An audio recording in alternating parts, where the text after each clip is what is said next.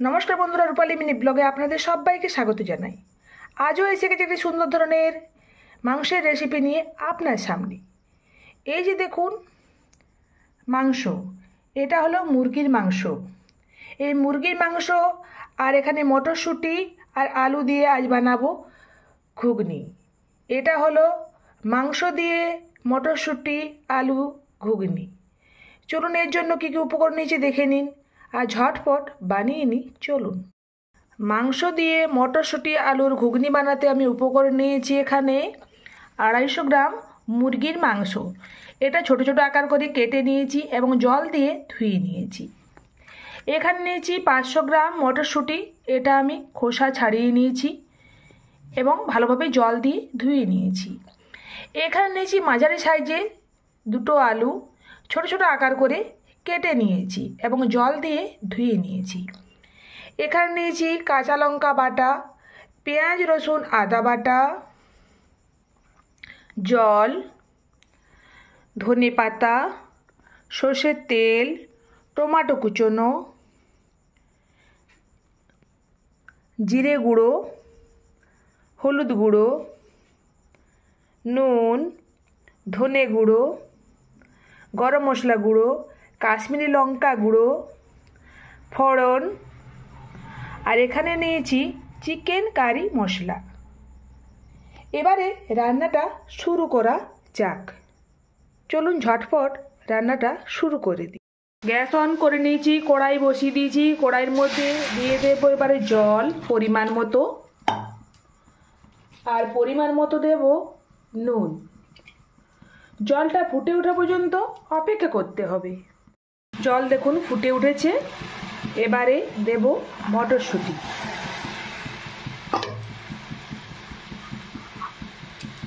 এবারে দেব ধুয়ে কেটে রাখা আলু। একটু নেড়ে চেড়ে নিলাম। সেদ্ধ হওয়া পর্যন্ত এবারে অপেক্ষা করব। মোটামুটি 5 মিনিট সময় লাগবে এটা সেদ্ধ হতে।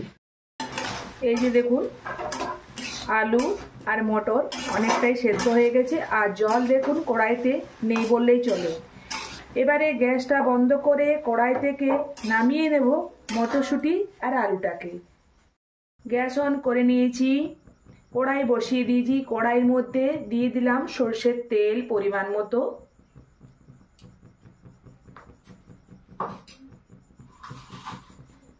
সামান্য পরিমাণ দিলাম ফোড়ন। তেলটা গরম হওয়া পর্যন্ত অপেক্ষা করি। চলুন, তেল গরম হয়ে গেছে। এবারে মেখে রাখা মাংস এর মধ্যে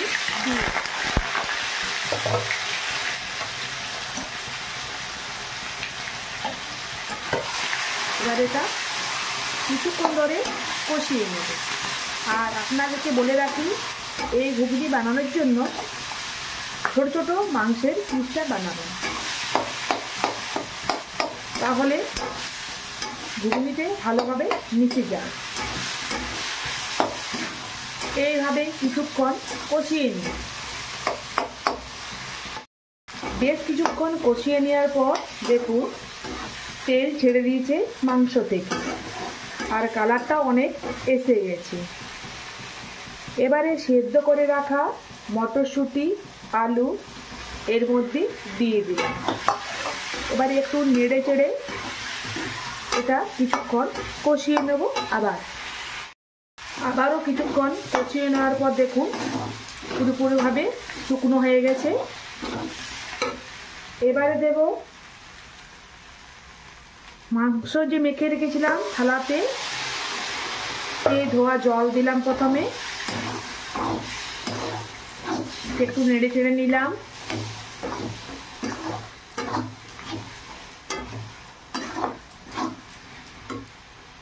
এবারে দেব পরিমাণ মতো জল।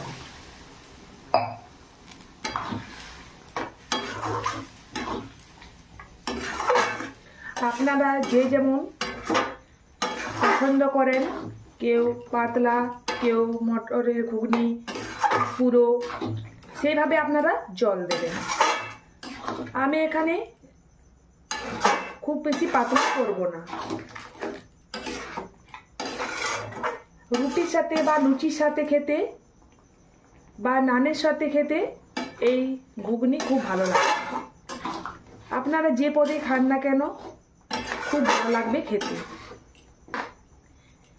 এটা মোটামুটি 10 মিনিট এটা সেদ্ধ হবে এই একইভাবে। মাংস, আলু আর মটর পুরোপুরিভাবে সেদ্ধ হয়ে গেছে আর জল দেখুন অনেক কমে গেছে। এবারে দেব বেটে রাখা কাঁচা লঙ্কা।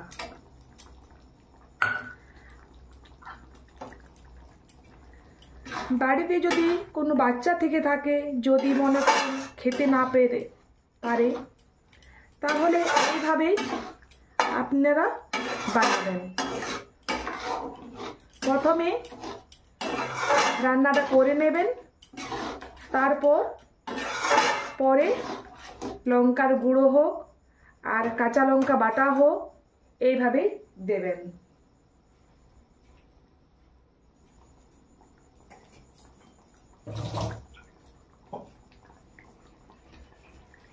একটু যেহেতু ফুটে উঠেছে, এরপর দেব কুচনো ধনে পাতা। আপনারা চাইলে এখানে কাস্তুরি মেথি পাতাও দিতে পারেন। আবার কেউ যদি না চান যে আমি কোনো কাস্তুরি মেথি পাতাও দেব না, ধনে পাতাও দেব না, তাহলে নাও দিতে পারেন। একটু নেড়ে চেড়ে নিলাম।